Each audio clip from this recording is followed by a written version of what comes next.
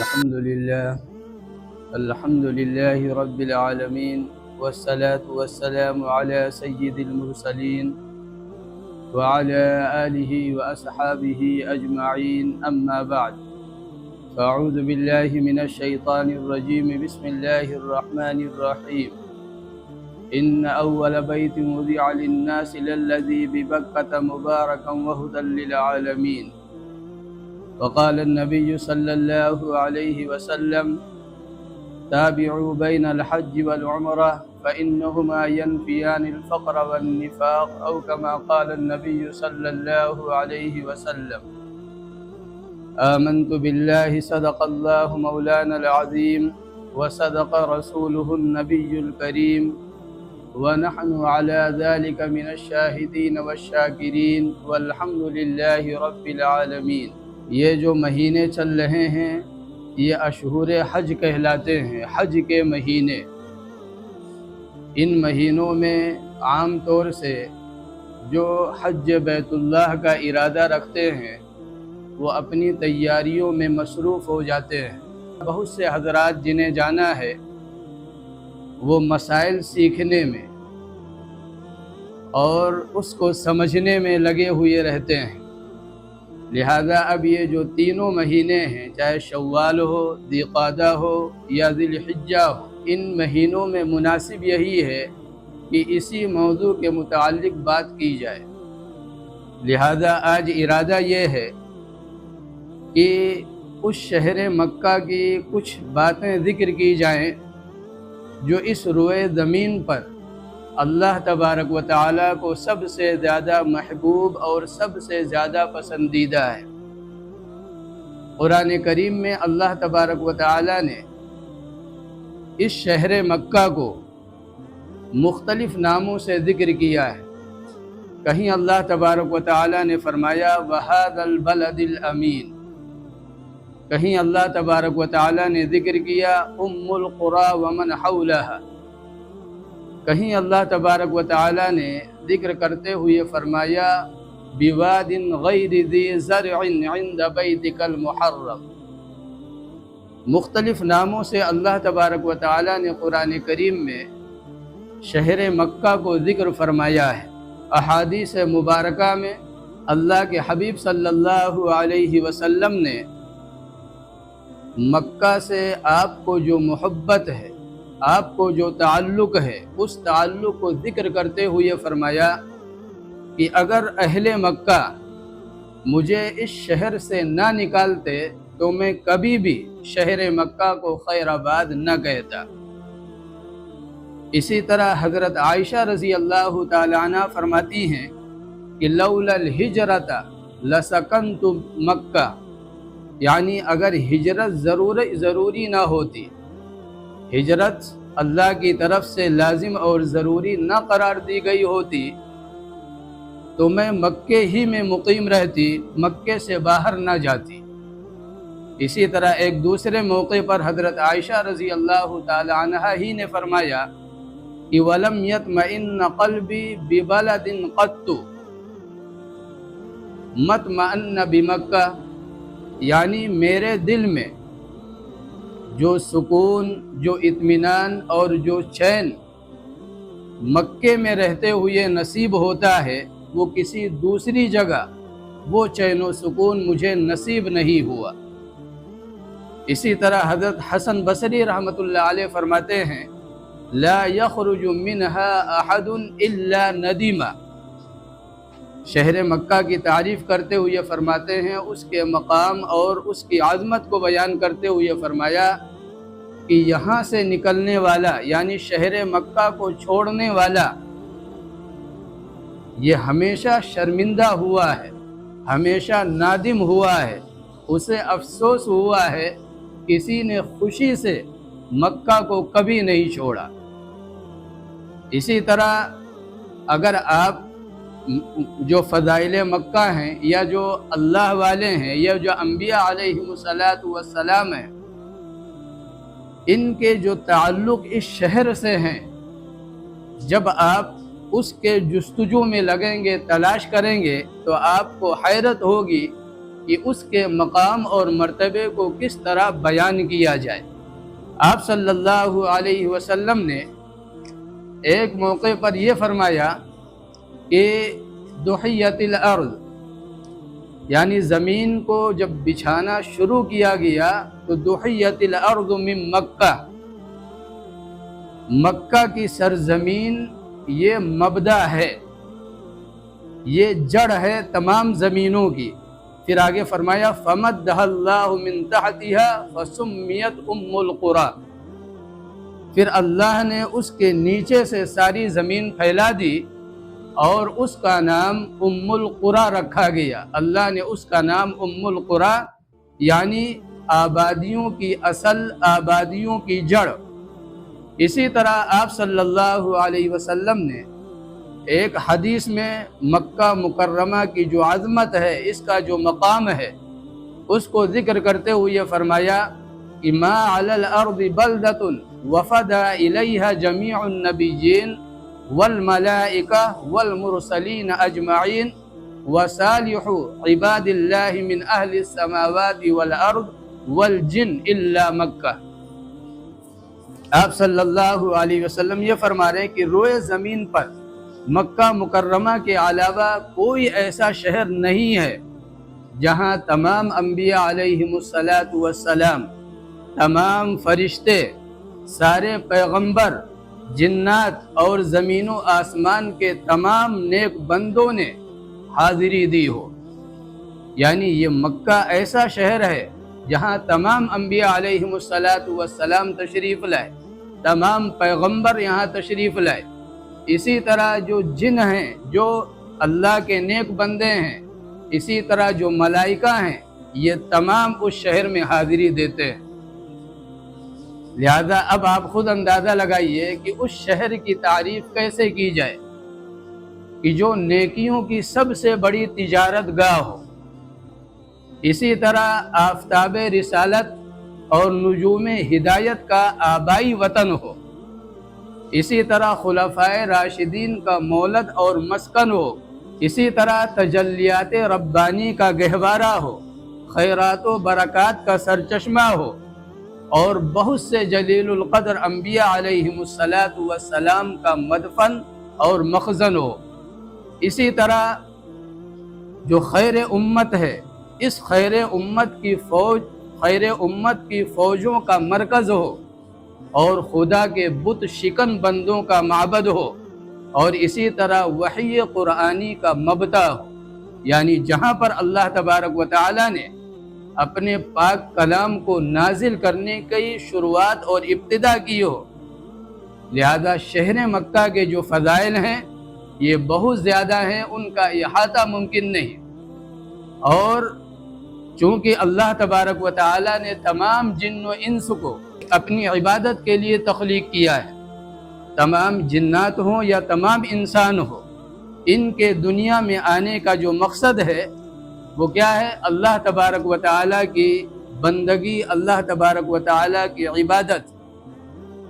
اب اس عبادت کے لیے اللہ تبارک و تعالیٰ نے جو معبد بنایا، جو عبادت گاہ بنائی، وہ کہاں پر بنایا؟ پہلا گھر جو اللہ نے عبادت کے لیے بنایا وہ مکہ مکرمہ میں، وہیں سے زمین کی ابتدا۔ لکھا تو یہ ہوا ہے کہ پورا جل تھل تھا، پھر وہاں بلبلے کی شکل میں، جو سرزمین مکہ ہے، بلبلے کی شکل میں کوئی چیز نمودار ہوئی، اور پھر اسی کے نیچے سے اللہ تبارک و تعالیٰ نے جو 7 بر اعظم آپ دیکھ رہے ہیں، جو جزائر دیکھ رہے ہیں، یہ تمام چیزیں اللہ نے بنا دی۔ ابتدا کیا ہے؟ مکہ مکرمہ۔ اور پھر یہ مکہ ایسا شہر ہے جو نیکیوں کا بازار ہے، جو نیکیوں کا بازار ہے، یعنی اللہ کی نظر میں یہ اتنا محبوب ہے، اتنا پسندیدہ ہے کہ وہاں پر جب آپ کسی طاعت کو انجام دیں گے تو 1 کا 1 لاکھ کے برابر۔ اس کو آپ یوں سمجھیں کہ مثلا آپ نے گھر میں نماز پڑھی، جب آپ گھر میں نماز پڑھیں گے، جماعت سے نہیں پڑھیں گے، تو 1 نماز کا 1 ہی ملے گا، آپ محلے کے مسجد میں آ گئے تو اب آپ کو 1 کا 25 ملے گا۔ آپ نے ہمت کی اور جامع مسجد میں چلے گئے شہر کے، تو وہاں اب یہ 500 پہنچے گا۔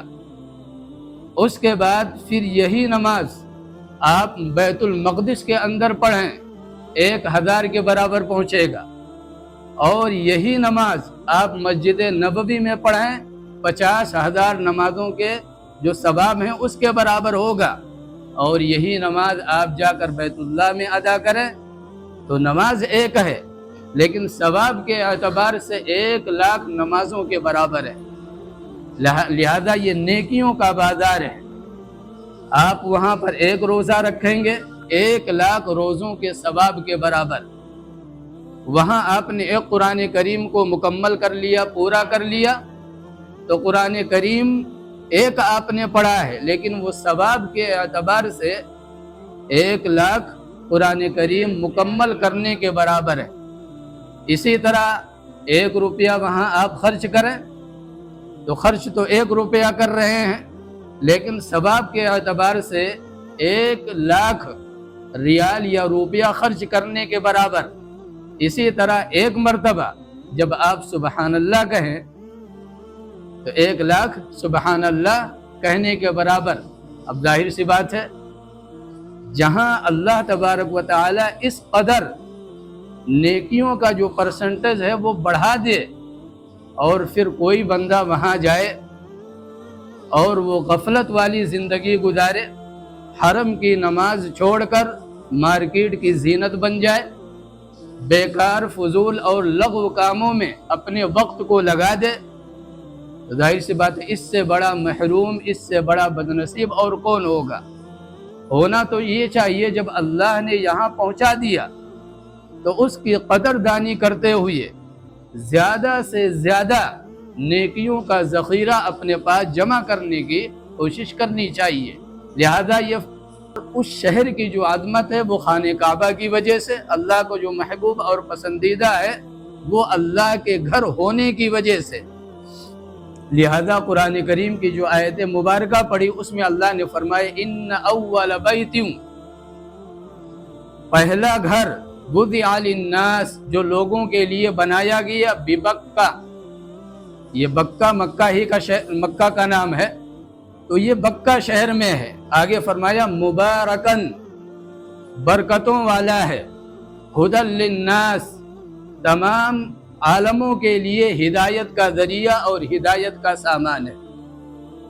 اب اس گھر کی تعمیر کس نے کی؟ پہلا گھر جو بنا اللہ کا، اس کی تعمیر کس نے کی؟ تو روایتوں میں یہ بھی آتا ہے کہ آدم علیہ السلام کے آنے سے پہلے فرشتوں نے تعمیر کی تھی، لیکن روایتیں یہ بتلاتی ہیں کہ آدم علیہ السلام جب روئے زمین پر تشریف لائے تو انہوں نے اس گھر کی بنیاد رکھی، انہوں نے اس گھر کو تعمیر کیا۔ اور پھر یہاں 2 صورتیں ہو سکتی ہیں، ایک یہ کہ آدم علیہ السلام نے اپنا گھر نہ بنایا ہو، پہلے انہوں نے اللہ کا گھر بنایا ہو، اس کے بعد انہوں نے پھر اپنا گھر تعمیر کیا ہو، اور دوسرا یہ کہ ہو سکتا ہے روئے زمین پر اس سے پہلے کوئی چیز بن گئی ہو یا بنا لی گئی ہو، لیکن عبادت کے عنوان سے بننے والا پہلا گھر یہ بیت اللہ ہے جسے آدم علیہ السلام نے تعمیر فرمایا۔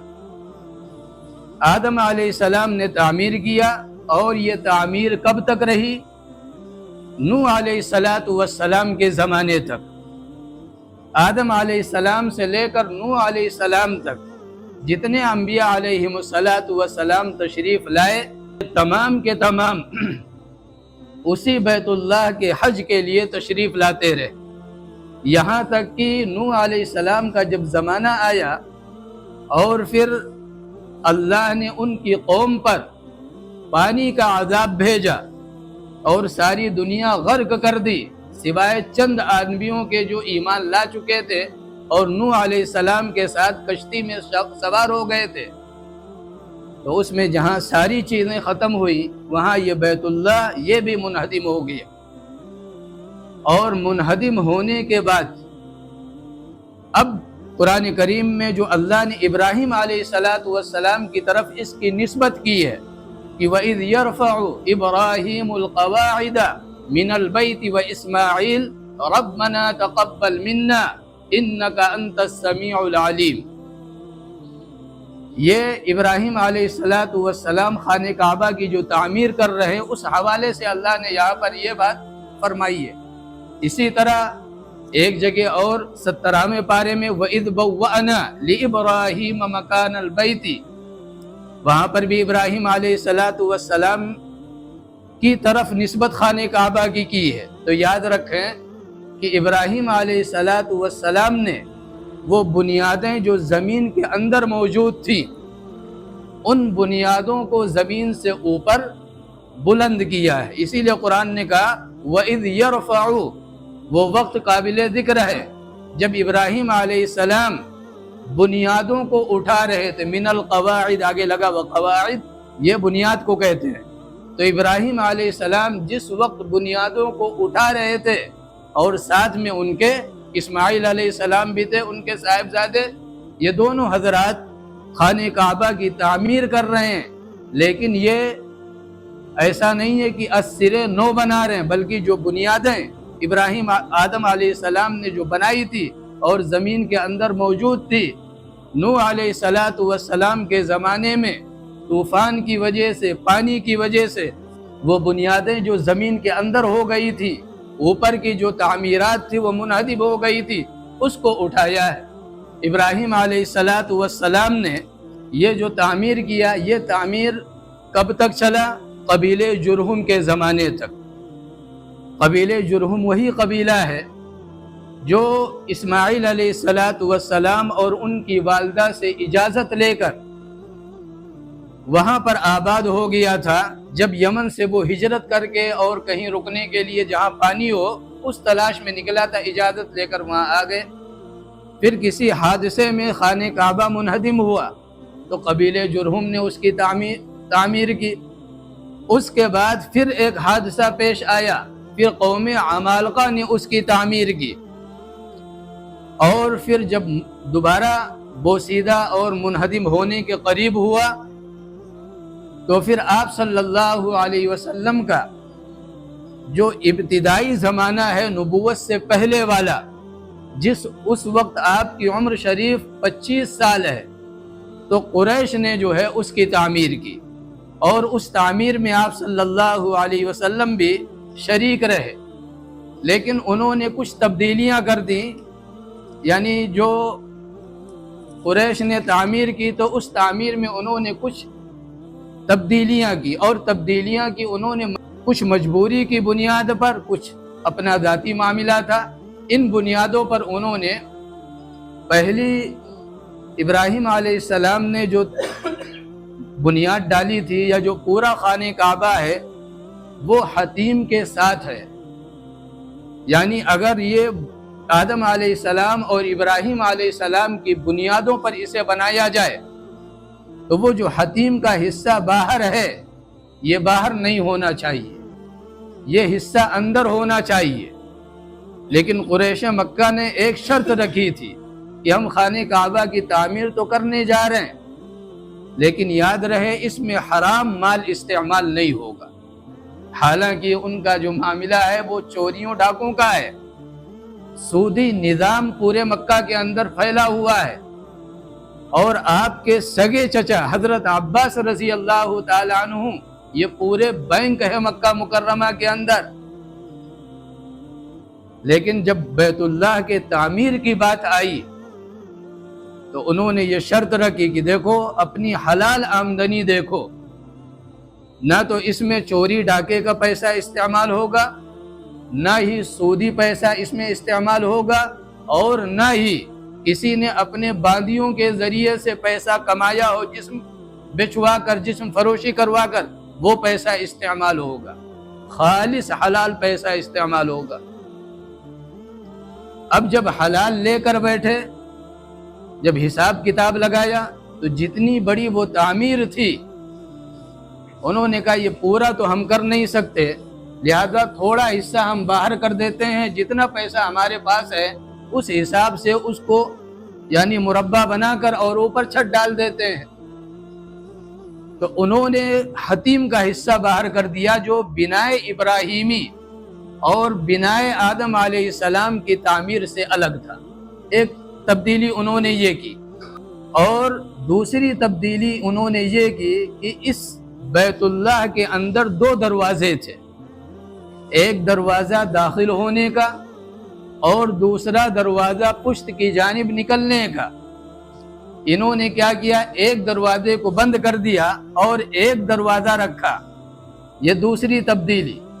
تیسری تبدیلی انہوں نے یہ کی کہ بیت اللہ کا دروازہ ابراہیم علیہ السلام نے جو بنایا تھا وہ بالکل زمین سے ملا ہوا تھا۔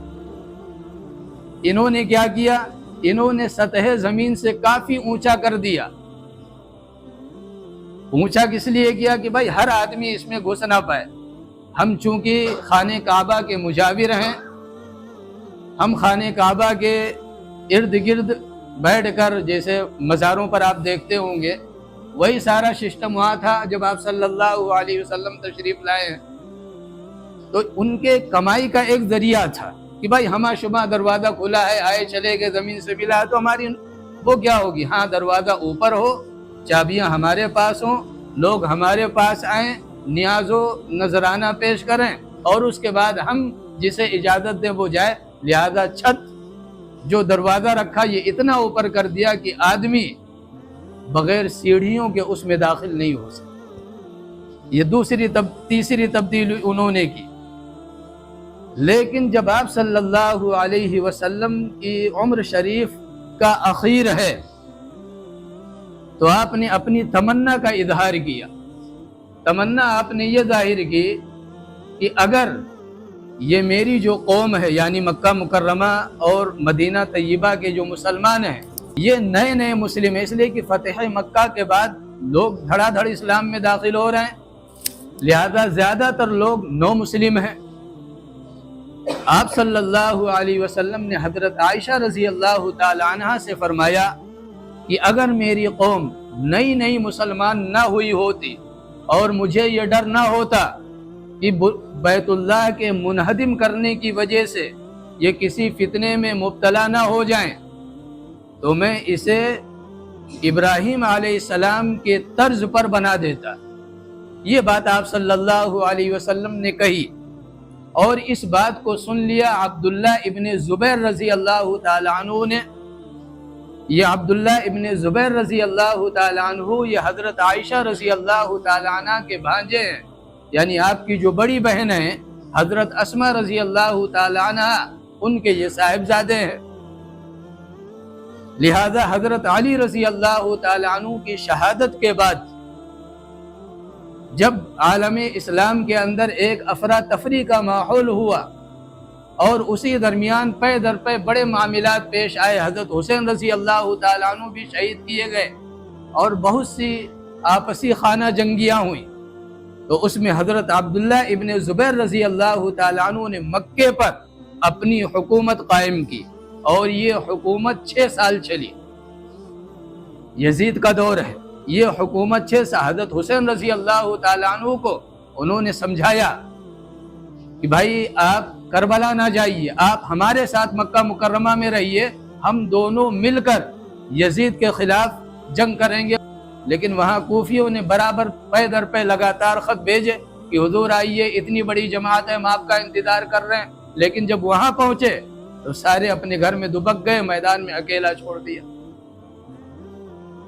تو عبداللہ ابن زبیر رضی اللہ تعالیٰ عنہ نے اس دور میں جو اپنی حکومت بنائی مکہ مکرمہ کے اندر 6 سال، تو انہیں آپ صلی اللہ علیہ وسلم کی یہ بات یاد تھی کہ اگر میری قوم نئی نئی مسلمان نہ ہوئی ہوتی تو میں مکہ یہ بیت اللہ کو منہدم کر کے ابراہیم علیہ السلام کی تعمیرات کے مطابق بنا دیتا۔ لہذا حضرت عبداللہ ابن زبیر رضی اللہ تعالیٰ عنہ نے خانہ کعبہ کو منہدم کیا اور حتیم کا حصہ بھی شامل کر کے اور اس کے اوپر چھت ڈال کر اور جو دروازے تھے انہیں نیچے کیا، ایک کے بجائے 2 کیا۔ یہ سارا ابراہیم علیہ السلام کے طرز پر بنا دیا۔ لیکن حجاج بن یوسف نے، یہ یزید کی طرف سے یہ تھا کہ تمام کو سرنگوں کرو، میرا مطیع و فرما بردار بناؤ، اور کچھ تھے کہ ہم ان کی حکومت کو تسلیم نہیں کرتے۔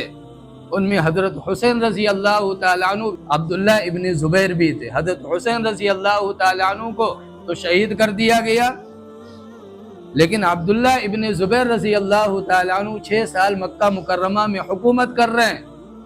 6 سال میں ان کے اوپر حملے کیے، انہیں بھی شہید کیا گیا۔ عبداللہ ابن زبیر رضی اللہ تعالیٰ عنہ کو شہید کیا گیا، خانہ کعبہ کو بھی کافی نقصان پہنچایا گیا۔ یہ ساری چیزیں ہوئیں جب معاملہ ٹھنڈا ہوا اور تسلط ہو گیا حجاج ابن یوسف کا۔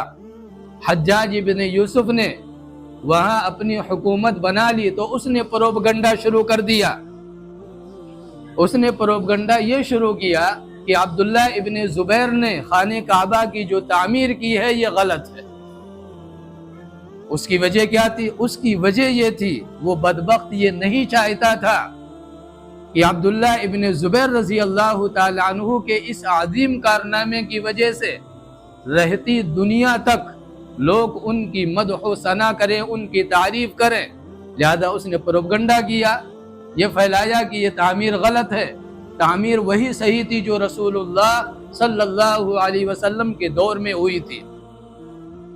لہذا سب کو ذہنی سکون دلا کر اور پھر سب کو اپنے حساب سے جو ہے وہ ڈیل کر کے اس نے پھر مکہ مکرمہ بیت اللہ کو منہدم کیا، اور منہدم کرنے کے بعد پھر اسی طرح بنا دیا جس طرح آپ صلی اللہ علیہ وسلم کے دور میں قریش نے بنایا تھا۔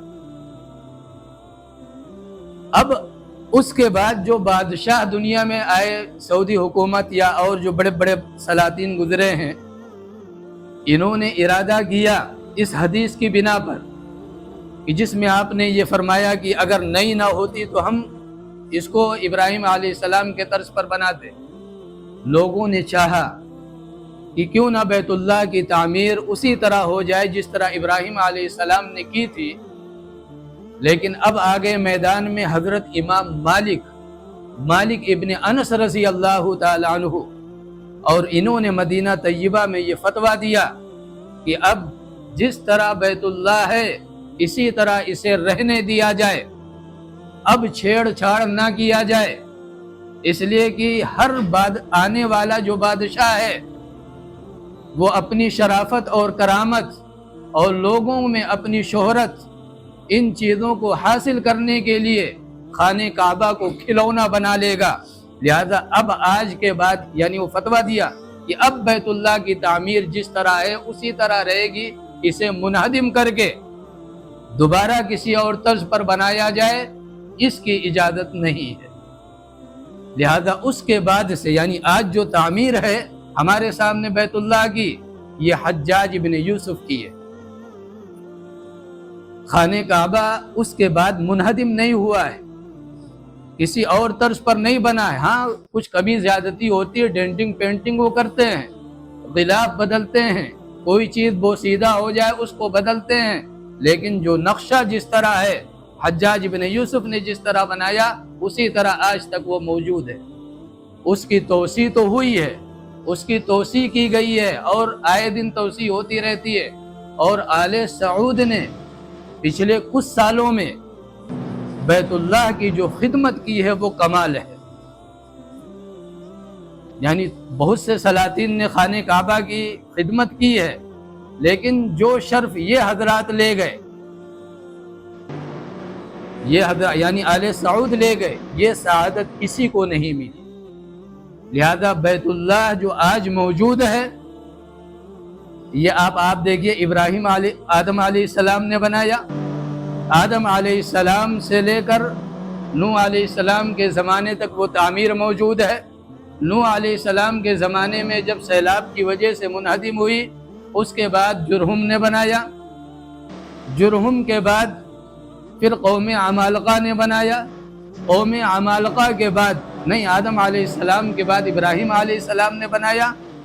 جب طوفان نو آیا، اور ابراہیم علیہ السلام کے بعد جرہم کے بعد عمالقہ نے، اور عمالقہ کے بعد قریش نے، اور قریش کے بعد عبداللہ ابن زبیر رضی اللہ تعالیٰ عنہ نے، اور عبداللہ ابن زبیر رضی اللہ تعالیٰ عنہ کے بعد اس امت کا سب سے بڑا ظالم حجاج ابن یوسف نے بنایا، جس نے بڑے بڑے صحابہ کرام کو قتل کیا، جس نے مدینہ منورہ کی بے حرمتی کی، جس نے خانہ کعبہ کی بے حرمتی کی، جس نے مدینہ منورہ کے اندر عورتوں کی آبرو ریزی کو حلال کیا، یہ اس نے تعمیر کی۔ اور اس کی خدمت میں اس میں ایک چیز اور گئی کہ یہ قرآن کریم ہم اور آپ جو پڑھتے ہیں مشہور ہے کہ اس پر جو قرآن عربوں کی زبان میں اترا تھا، جیسے ہماری زبان اردو ہے۔ اب آپ بتلائیے اردو میں زیر زبر کہیں لگا ہوتا ہے؟ بھائی ہماری زبان ہے، ہم جانتے ہیں یہاں اس پڑھنا یا اس پڑھنا ہے، یہاں کیا ہلکے پڑھنا ہے یا ہلکے پڑھنا ہے، یہ ہمیں معلوم ہے، وہ انداز بتا دیتا ہے، تو ہمیں زبر زیر کی ضرورت نہیں ہے۔ لیکن یہی زبان کسی اور جگہ لے کر چلے جائیں جہاں وہ جانتے ہی نہیں ہیں، تو ظاہر سی بات ہے وہاں حرکات و سکنات کی ضرورت پڑے گی، وہاں بتلانا پڑے گا بھائی یہ ہلکے نہیں ہیں، یہ ہلکے ہے۔ ایک صاحب نے پڑھ لیا اسے، اب وہ نماز ہل کے پڑھ رہے ہیں۔ جیسے آج جو نوجوان ہیں ان سے پوچھا جائے اردو آتی ہے تو کہیں گے نہیں، اردو کے علاوہ کوئی اور انگلش میں آپ ہمیں بتائیے، گنتی 1 سے لے کر 9 تک یا 10 تک ہندی میں نہیں، انگلش میں بتائیے۔ یعنی اپنی زبان تقریباً یہ نسل بھولی ہوئی ہے، نہیں جانتی اردو کیا چیز ہے، پڑھنا لکھنا نہیں جانتی، تو اب ظاہر سی بات ہے ان کو زیر زبر لگا کے سمجھانا پڑے گا۔ تو قرآن جو اترا تھا اس میں کوئی زیر زبر نہیں، اس کے حکم سے اسود بن دویلی نے قرآن کریم پر زیر و زبر اور حرکات و سکنات لگائے ہیں، اس لیے کہ اب اسلامی حکومت بڑی تیزی کے ساتھ یہ دنیا کے افق پر پھیل رہی ہے۔ اب عرب ہی نہیں، عجم میں بھی اسلام چلا گیا، لہذا عجمیوں کو قرآن کریم پڑھنا کیسے آئے، وہ کیسے سمجھیں گے یہاں کیا لکھا ہوا ہے، یہ عذاب علیم ہے یا عذاب علیم ہے یا عذاب علیم ہے، کیا پڑھیں گے ہم اس پر؟ لہذا زیر زبر یہ بھی اس کے حصے میں آیا۔ آخری وقت میں اس بدبخت کو ایسی بیماری لگی ہے، ایسی بیماری ٹھنڈک کی، یعنی چاروں طرف سے آگ جلتی تھی، بیچ میں بٹھا دیا جاتا لیکن کپ کپی بند نہیں ہوتی تھی، 50 60 100 200 لحاف اس کے اوپر ڈال دیے جائے لیکن کپ کپی نہیں جاتی تھی۔ ماں نے اس کے کہا بیٹا میں کہتی تھی ظلم نہ کر لیکن تو مانا نہیں، تو اس نے ایک جملہ کہا تھا۔ حسن بصری رحمت اللہ علیہ فرماتے ہیں کہ اس بدبخت کے نجات کے لیے یہ ایک جملہ ہی کافی ہے۔ جملہ اس نے کیا کہا تھا؟ اماں یہ بتلاؤ ہم نے اتنا ظلم کیا ہے، سب کچھ کیا ہے، لیکن اگر تجھے یہ اختیار دیا جائے کہ اپنے اس بیٹے کو آگ کے حوالے کر دے تو کیا تو مجھے آگ کے حوالے کر دے گی؟ تو ان کی ماں نے کہا نہیں بیٹا میں آگ کے حوالے کے۔ پھر اس نے کہا کہ میں جس رب کے پاس جا رہا ہوں وہ تجھ سے 70 گنا مہربان ہے۔ جب حسن بصری رحمت اللہ علیہ نے اس کے اس جملے کو سنا تو فرمایا ہو سکتا ہے اس کی بخشش کے لیے یہ ایک جملہ کافی ہے۔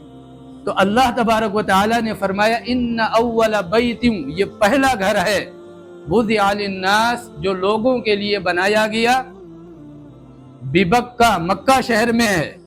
یہ ہے کیا؟ مبارکن، بڑا ہی بابرکت ہے، اور یہ برکت 2 اعتبار سے، ایک تو ظاہری برکت اور ایک باطنی اور معنوی برکت، دونوں برکتیں وہاں جمع ہیں۔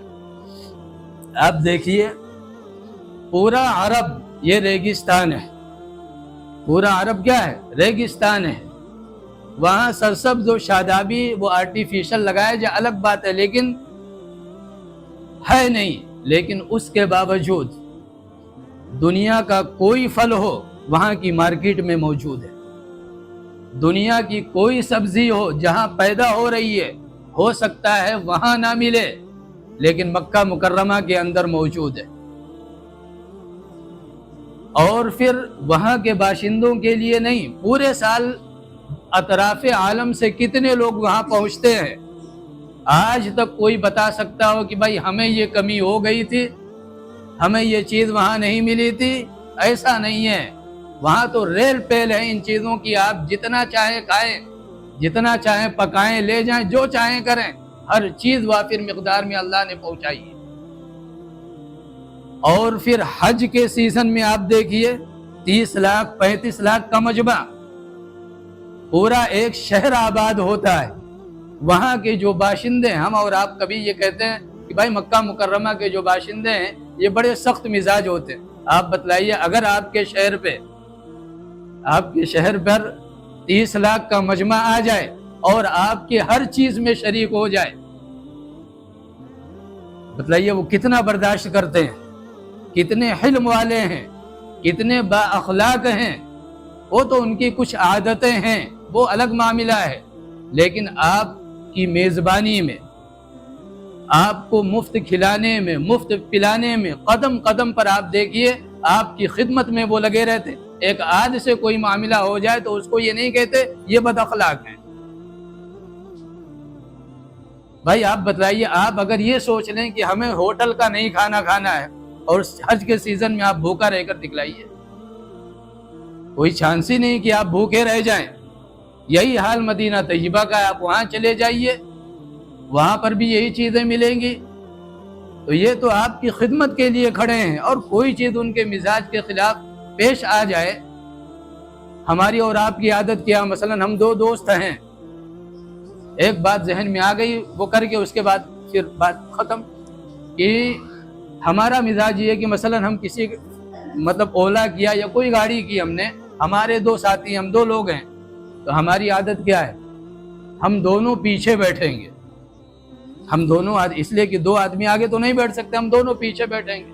ان کی عادت کیا ہے، عربوں کا مزاج کیا ہے کہ دو دوست ہوں یا باپ اور بیٹے ہوں، انہوں نے کوئی گاڑی بک کی تو وہاں کا جو کلچر ہے وہ یہ ہے کہ ڈرائیور کے ساتھ ایک کو بیٹھنا ہے، اس کی تعظیم کرنی ہے، اس کا اکرام کرنا ہے۔ یہاں تک کہ مالک جو ملازموں کو رکھتے ہیں، وہ اگر اکیلا جا رہا ہو تو پیچھے نہیں بیٹھتا، وہ ڈرائیور کے ساتھ بغل میں آ کر بیٹھتا ہے، یہ ان کو عزت دیتا ہے۔ ہمارا اور آپ کا مزاج کہ ہم پہنچے پیچھے بیٹھ گئے، یہ چیز بھی انہیں بری لگتی ہے کہ بھائی یہ کیسے لوگ ہیں، اکرام مسلم سے واقف ہی نہیں ہے، یہ اکرام مسلم صرف رٹاتے ہیں لیکن حقیقت کیا ہے جانتے نہیں۔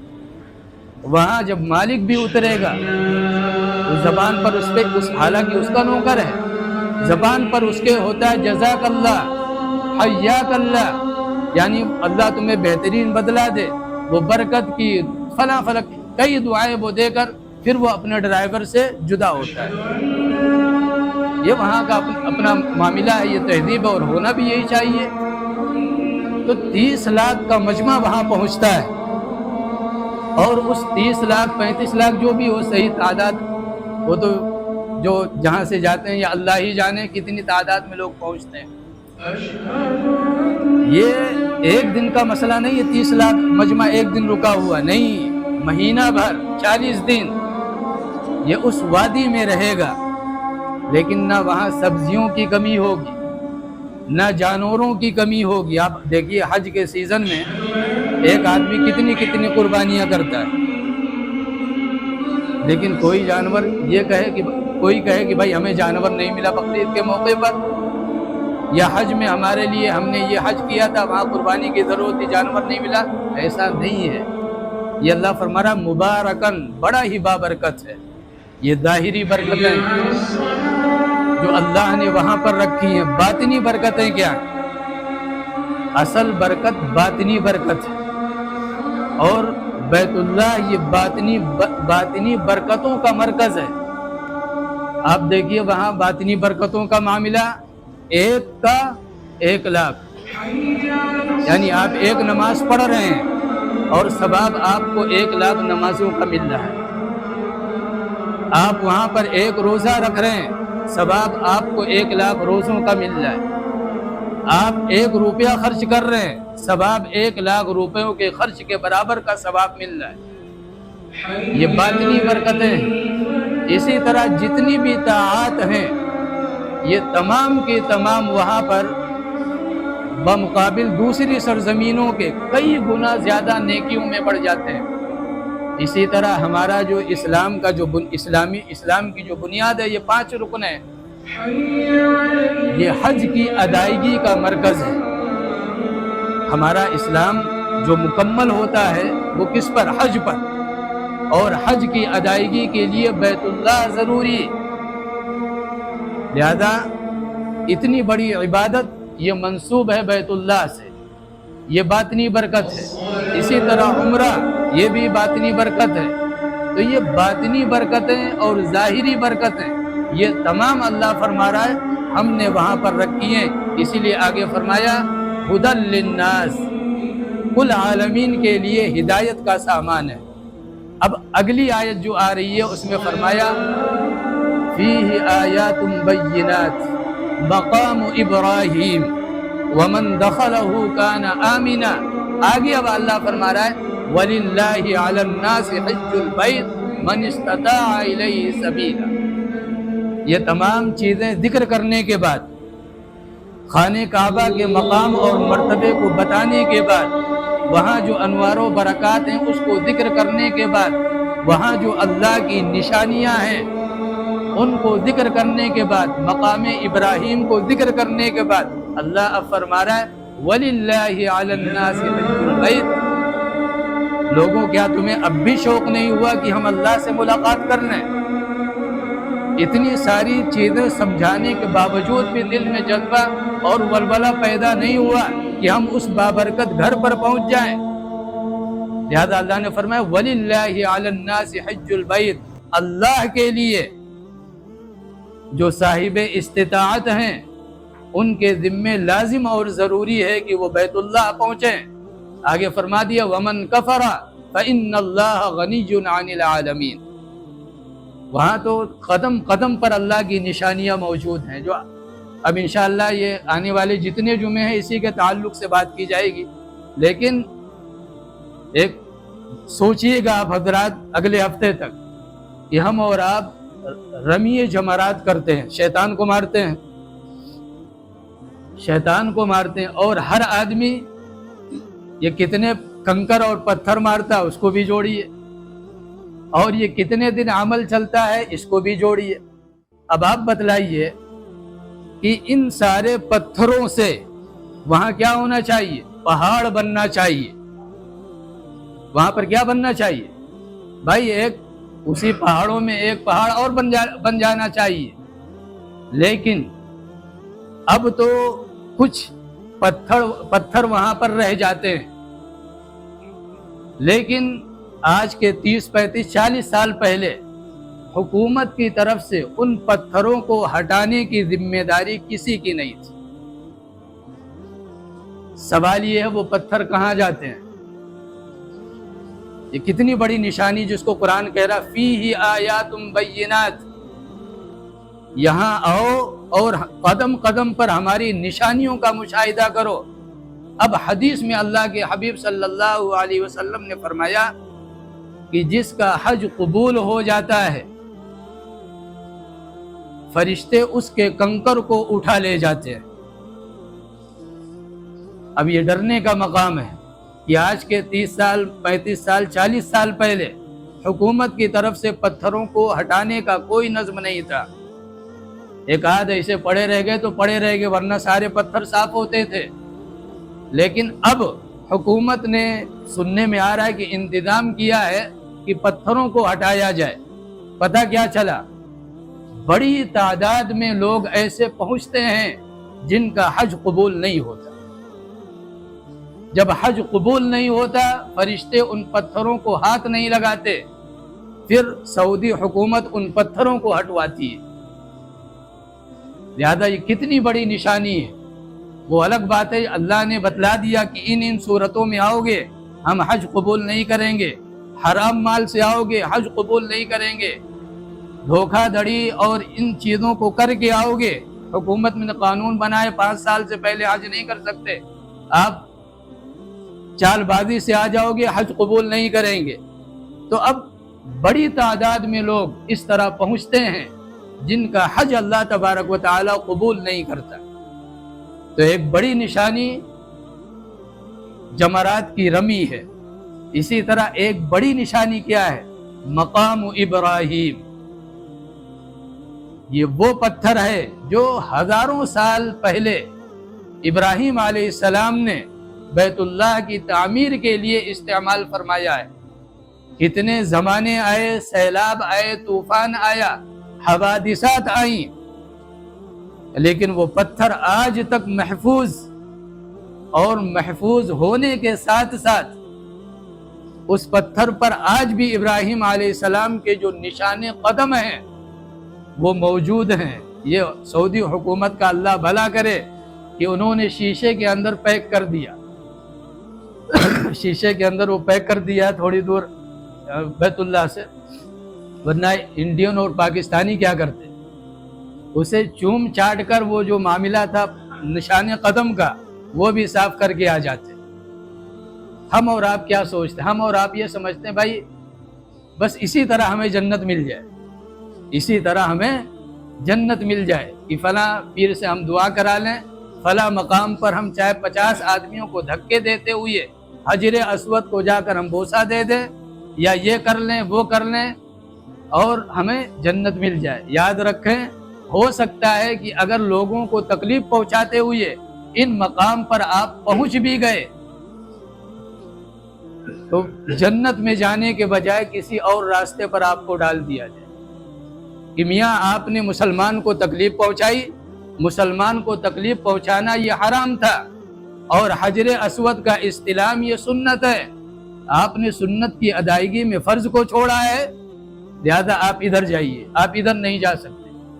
تو اللہ نے یہ فرمایا پہلا گھر جو میں نے بنایا وہ بیت اللہ، اور پھر مکہ کے اندر جس کے اندر برکتیں ہی برکتیں، ہدایت کا سامان، قدم قدم پر میری نشانیاں، اس میں مقام ابراہیم، لہذا جو صاحب استطاعت ہیں ان کے لیے بیت اللہ کا حج یہ فرض اور واجب ہے، اور بغیر حج کے مر گئے تو وہ چاہے نصرانی ہو کر مریں چاہے یہودی ہو کر مریں، اللہ کو ایسے آدمی کی کوئی پرواہ نہیں۔